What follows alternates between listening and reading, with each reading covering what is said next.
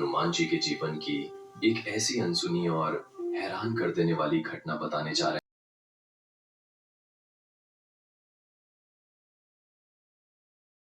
हैं, जिसके बारे में शायद ही आपने पहले कभी सुना हो। लंका के महायुद्ध में रावण का वध करने के बाद भगवान श्री राम, माता सीता और परम भक्त हनुमान जी पुष्पक विमान में बैठकर अयोध्या वापस लौटते हैं। अयोध्या में राम और सीता जी के आने की अपार खुशियां मनाई जा रही हैं। भव्य राज दरबार सजा हुआ है। उसी उत्सव और खुशी के माहौल में माता सीता हनुमान जी को एक बेहद कीमती मोतियों की माला भेंट करती हैं। लेकिन हनुमान जी उस माला को हाथ में लेकर सोचने लगते हैं कि ये माला मेरे किस काम की? मेरे लिए तो हर वस्तु राम नाम वाली होनी चाहिए, और इसमें तो मुझे कहीं मेरा राम दिखाई ही नहीं दे रहा। और यही सोचकर वे उस माला को तोड़ देते हैं और उसके एक एक मोती को दांतों से चबाकर फेंकने लगते हैं।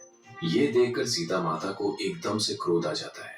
वो भरी सभा में हनुमान जी को टोकते हुए कहती हैं कि मैंने आपको इतनी कीमती माला भेंट की और आपने उसे तोड़ दिया। आखिर आपने अपना वानर रूप दिखा ही दिया। एक वानर को इस कीमती माला की कीमत क्या पता होगी? हनुमान जी को ये सुनकर एकदम से गहरा आघात लगता है।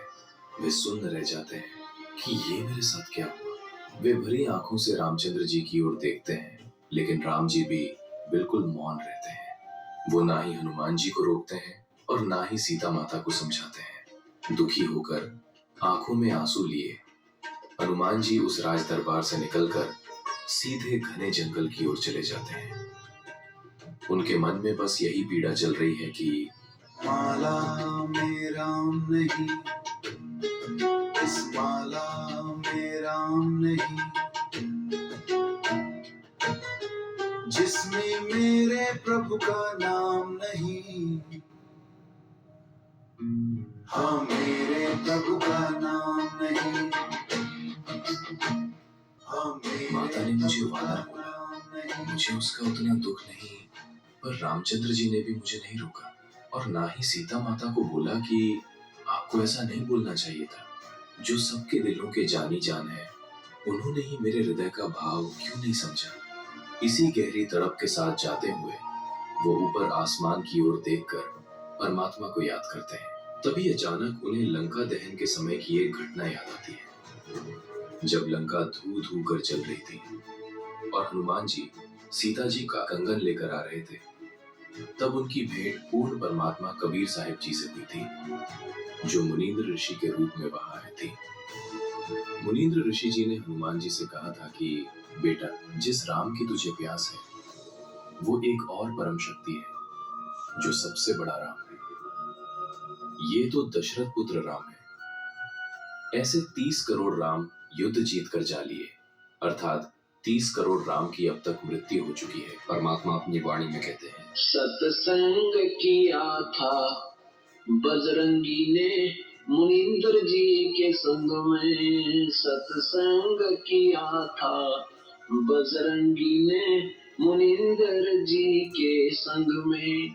कहे मुनींद्र सुनो हनुमान, तुम उड़ जे झूठे रंग में। कहे मुनींद्र सुनो हनुमान, तुम उड़ जे झूठे रंग में। ये 30 करोड़ राम हो जालिए जीत जीत के जंग ने। ये 30 करोड़ राम हो जालिए जीत जीत के जंग ने।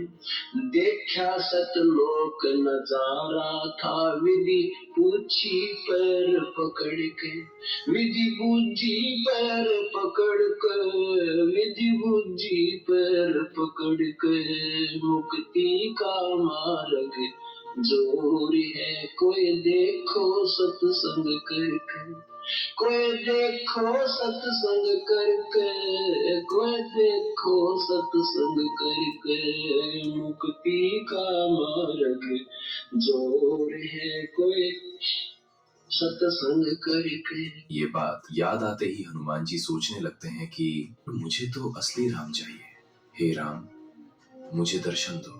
और रोते हुए हनुमान जी धीरे धीरे एक ऊंचे पहाड़ पर पहुंचते हैं और वहां बैठकर पूर्ण परमात्मा को याद करते हैं। वे उन्हें सच्चे हृदय से पुकारते हैं। हनुमान जी की सच्ची तलब देखकर परमात्मा उसी मुनींद्र रूप में उनके सामने प्रकट हो जाते हैं। परमात्मा को देखते ही हनुमान उनके चरणों में लेट जाते हैं और खूब रोते हैं। तब पूर्ण परमात्मा उन्हें नाम दीक्षा देते हैं, असली राम का ज्ञान कराते हैं। तब हनुमान जी का पूर्ण कल्याण होता है। अभी आपने जो वीडियो देखी है ये संत रामपाल जी